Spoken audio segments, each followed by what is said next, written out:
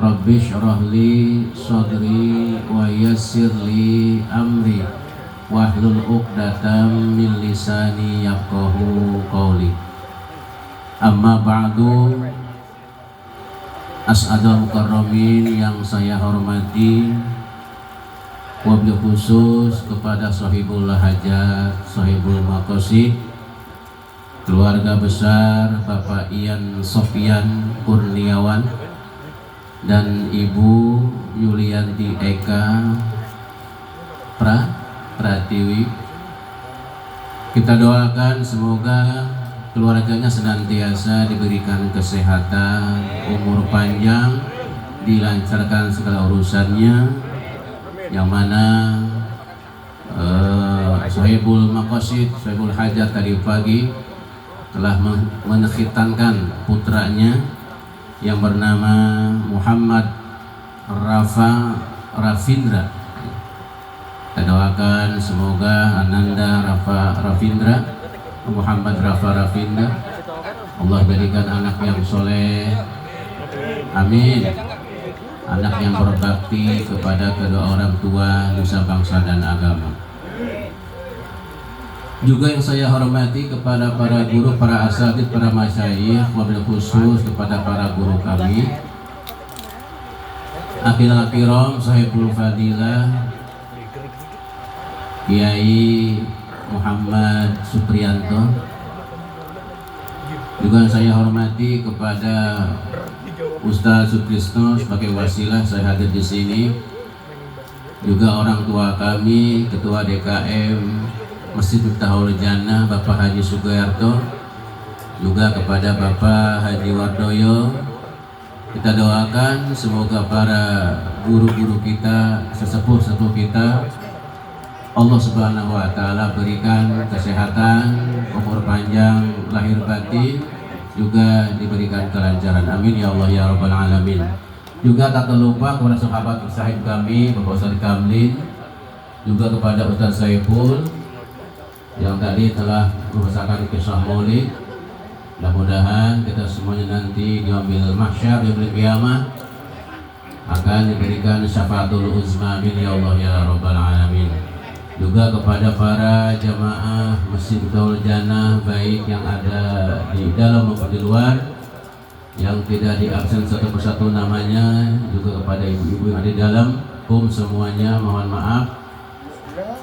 Alhamdulillah, puji dan syukur. Oh iya, lupa lagi tim hadrah ya, tim hadrah yang dipimpin oleh Ustaz Saiful tadi.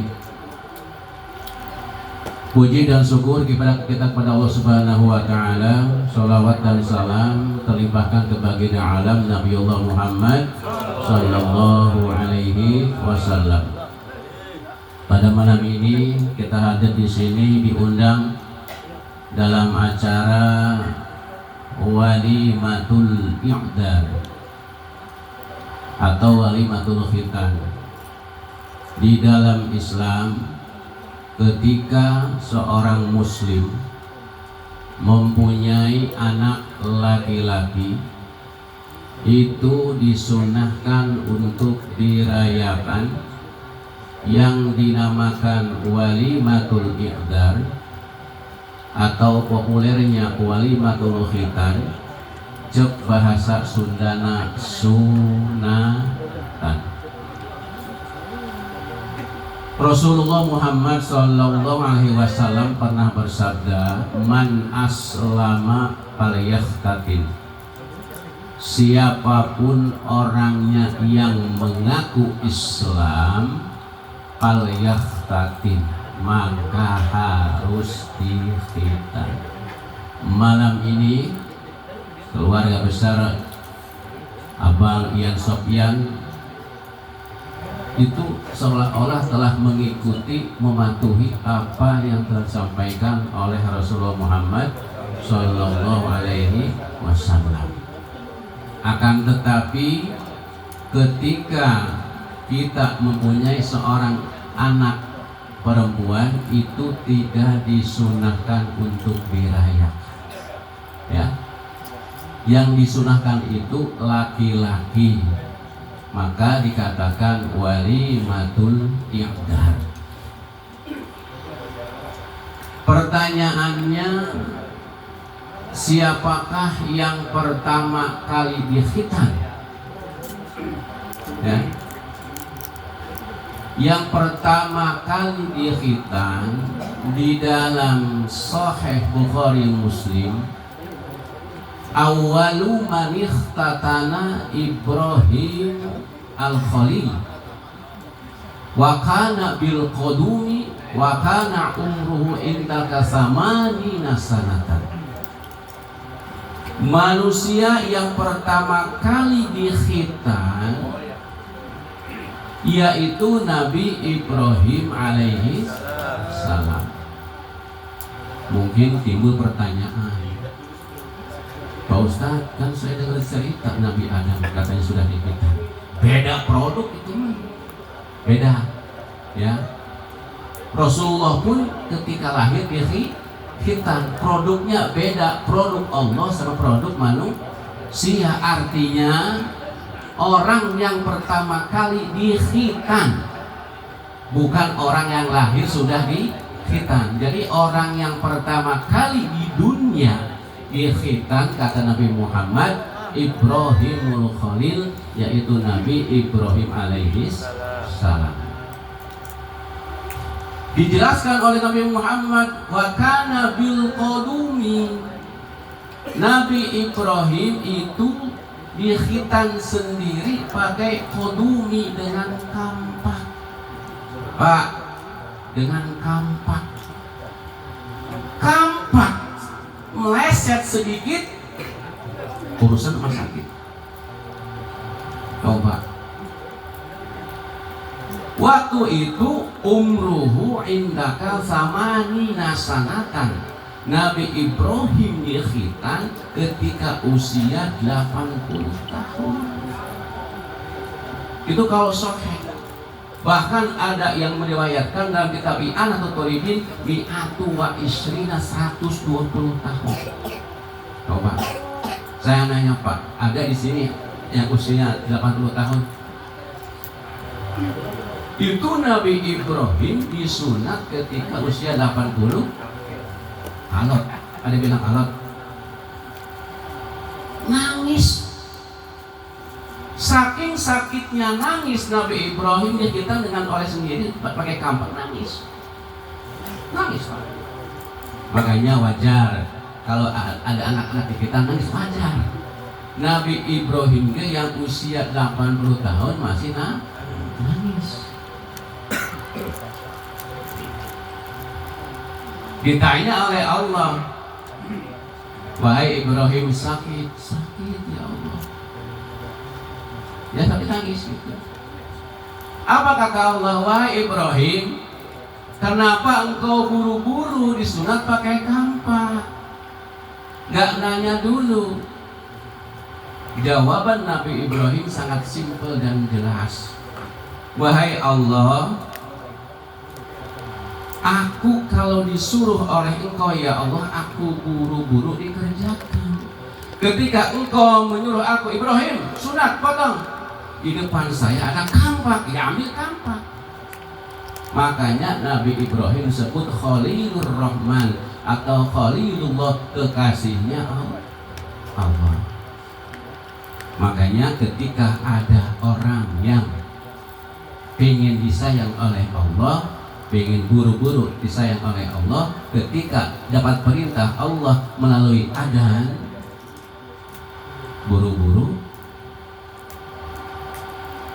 bangun, wudu, sholat, bukan buru-buru merokok gitu. Terkadang kita sul adab kepada Allah, sul adab disinggung oleh Ibnu Athaillah dalam kitabnya La tutalib Rabbakum kita akhuri matolibikum. Jangan engkau tuntut Allah ketika engkau berdoa Allah belum ijabah. Kenapa? Walakin tolib nafsaka kita akhuri adabikum. Tetapi tuntutlah dirimu ketika dengar perintah Allah. Allah beritakan kamu diam saja, tidak ikut-ikut. Contoh kayak saya kasih tahu begini. Saya punya anak 2 misalkan. Anak yang pertama saya suruh, tong sapu. Dia langsung nyapu. Tong sholat. Suatu ketika anak yang pertama ini minta jajan kepada saya, otomatis saya langsung ngasih karena anak ini penurut. Tetapi yang satu lagi, tong bersih sapu, malas. Tong sholat, malas. Suatu ketika anak ini minta jajan ke saya, awam banget, suruh malas. Begitupun Allah kepada kita. Ketika Allah nyuruh perintah untuk sholat, kita lagi di mana? Di masjid Utawal Jannah, hayya 'alas sholat. Apalagi kalau ada subuh, hujan rintik-rintik. Kita milih mana, Pak? Tidur di kasur empuk atau bangun pergi ke masjid? Tentunya pas lagi ngantuk-ngantuknya, malam habis bergadang, subuh-subuh hujan rintik, enakan tidur. Jadi ulah ngeluh, jangan nuntut kepada Allah ketika apa yang engkau permintaan dilambatkan, artinya belum sempat diijabah oleh Allah Subhanahu wa ta'ala. Koreksi diri sendiri, walakin thalib, akan tetapi koreksi anfusakum, diri sendiri. Apakah kita langsung bangun ketika diberitakan oleh Allah Subhanahu wa ta'ala? Wa kana umruhu samanina sanatan. Nabi Ibrahim ketika disunat usia 80 tahun. Semenjak itu ajaran disunat menjadi diwajibkan dalam agama Islam, dan khitan termasuk ajaran minasyari'atil qadimah, ajaran yang paling kuno, ajaran yang paling tua terdahulu, hingga Nabi Musa, hingga Nabi Isa alaihi salam. Kita sholat itu diperintahkan ketika Nabi Muhammad Isra Mi'raj, baru berarti. Kita sholat Jumat itu diperintahkan ketika Nabi Muhammad di Mekah, akan tetapi tidak dilakukan di Mekah karena waktu itu belum ada orang-orangnya yang masuk Islam, sehingga Jumat dilakukan di Madinah oleh sahabat As'ad. Ya, sahabat As'ad itu di kampung dekat kota Madinah.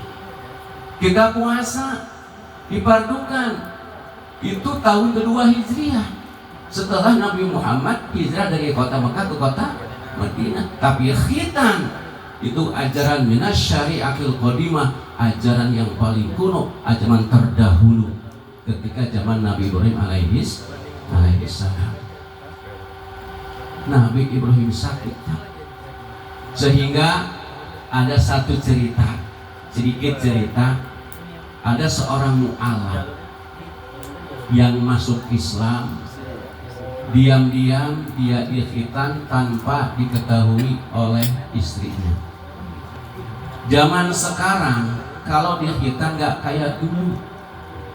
Zaman sekarang dikhitan 2-3 hari sembuh, Pak.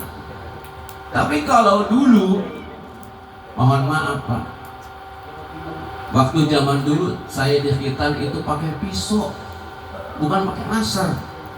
Itu 2 minggu baru kering.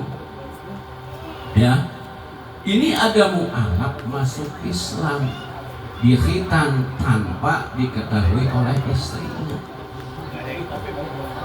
Setelah sembuh, malamnya tidur sama istrinya. Istrinya kaget. Kaget dia. Biasanya pakai helm, ini gak pakai helm. Ya kan? Setelah itu istrinya ngomong sama suaminya, "Mas, kok lain sekarang? Enak rasanya pakai apa?" Jawaban mu'alaf tadi, khitan. Ini istrinya yang gak tahu khitan, disangkanya khitan itu obat biru, disangkanya.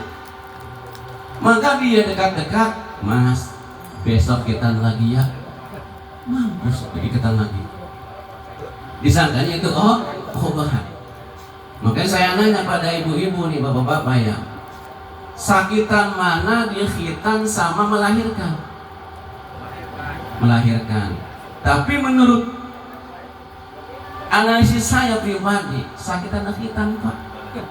Contoh, ada ibu muda melahirkan, aduh sakitnya minta ampun, kaput gua mau melahirkan sakit. Tapi anehnya bin ajaib 6 bulan lagi hamil. Tuh berarti kan gak sakit, ya kan? Bahkan tiap tahun satu ada organisasi tunji setahun hiji, ya kan? Tapi ketika disunat, saya kasih nih 1 juta nih yang pakai sini nih, mau disunat lagi enggak? Gak pernah ada yang mau. Habis sunat, gitu, ya. Jadi sakitan disunat daripada ya bu, sakitan melahirkan. Nah, bisa sakit melahirkan nggak tuh? Masa setahun hiji 6 bulan hamil deh? Nah itu dia khitan. Jadi hukumnya wajib dia khitan bagi orang muslim, kata Nabi Muhammad SAW. Timbul pertanyaan, menyinggung sedikit masalah fikih Pak. Saya pernah ditanya oleh teman saya yang sering ngaji ke saya kan gitu, Ustaz saya mau nanya, apa orang yang nggak dikhitan itu sholat hukumnya gimana Pak Ustaz? Sah atau tidak? Gitu. Orang yang dikhitan, orang yang belum dikhitan, ketika sholat hukumnya sah nggak kira-kira? Kata saya nggak sah. Kok bisa Pak Ustaz nggak sah? Kan tidak ada arkanus sholati khitanun, rukunnya sholat khitan nggak ada. Syurutus sholati al khitanu, syaratnya sholat al khitan nggak ada. Syurutul wudu'i al khitatun, syaratnya wudu al khitan tidak ada. Sampai kiamat kurang 2 hari nyari keterangan itu nggak bakalan ketemu. Terus gimana? Memang kata saya tidak ada rukun arkanus sholat di al-khitan, rukun sholat kan tidak ada. Syurutus sholat di al-khitan tidak ada. Gak bakalan ketemu di kitab manapun. Akan tetapi, nih kuncinya nih. Akan tetapi di antara syarat sahnya sholat, saya ulangi, di antara syarat sahnya sholat yaitu at-toharatu atau toharatun, suci, anis saubi dari pakaian, wal badani dan badannya, wal makani dan tempatnya. Apa hubungannya Pak Ustaz? Oke. Syarat sahnya sholat itu harus suci, pakaiannya harus bersih, harus suci. Badan harus suci, badan harus suci. Orang yang belum disunat ketika sholat itu membawa najis yang ada di dalam kuluk. Paham? Jadi orang yang belum disunat kalau sholat itu membawa najis yang ada di dalam kuluknya yang belum dikhitan. Terus gimana? Mau tidak mau mimbabi malayatimul wajib illa bihi bahwal wajib. Maka mau tidak mau, suka tidak suka, biar sah sholatnya, maka itu kulupnya harus dipotong karena kulupnya membawa najis. Yang tadinya tidak ada keterangan jadi ada keterangan. Toharatun anil badani, harus suci dari badan. Ketika orang nggak disunat berarti dia bawa najis, sisa air kencingnya lewat situ. Paham sini ya? Memang nggak ada keterangannya. Burudul wudu'i al khitan nggak ada. Arkanut rukun arkanus sholati al khitan nggak ada, nggak akan tunggu. Itu makanya pentingnya ngaji. Alhamdulillah ya. Saya pernah kayak gini Pak. Saya pernah dipanggil ke mana? Jembatan 16 arah Babakan, ada yang meninggal. Saya datang pagi-pagi jam 6 gitu ngurusin. Ya setelah saya beres, mana anak-anaknya sih? 2 orang, laki-laki perempuan, pantaran gini nih kayak gini nih anaknya nih. Ya pantar gitu. Saya bilang, tar kalau dikubur tak ada niat, ada Pak Ustaz. Saya nggak bisa. Tak bersalah, serius Pak Ustaz saya bisa. Piraku tuh. Masa nggak bisa? Piraku. Masa nggak bisa? Serius Pak Ustaz saya ajarin. Coba diajarin. Allahu Akbar, Allahu Akbar. Dia pusing. Aduh, hari mana SMP. Udah gede nggak bisa ada. Nah itulah. Ya. Mungkin itu belum dikitan kali. Gitu. Jadi alhamdulillah nih, saya yakin semuanya yang di sini semuanya Islami ya, apa segala-galanya ya Pak. Ya alhamdulillah kita doakan ya. Jam berapa ini? Belum. Setengah 10 ya. Kita doakan sekali lagi ya, ambil hikmahnya bahwa kata Rasulullah, man aslama ya fal yahtatin, barang siapa yang mengaku Islam wajib dikhitan ya. Satu, kaidah khitan adalah membersihkan yang ada di badan kita, membuang kotoran. Yang kedua diantaranya itu mimbabi malayatimul wajib illa bi bahwal wajib. Kalau kita belum dikhitan sampai kapanpun sholatnya tidak sah. Mudah-mudahan kita doakan sekali lagi Ananda Muhammad Rafindra, kita doakan menjadi anak yang soleh, anak yang berbakti kepada orang tua, usaha bangsa dan agama. Burung Irian, burung cendrawasih. Cukup sekian, terima kasih. Upin Ipin mainnya di sawah, maafin kalau ada yang salah. Assalamualaikum warahmatullahi wabarakatuh.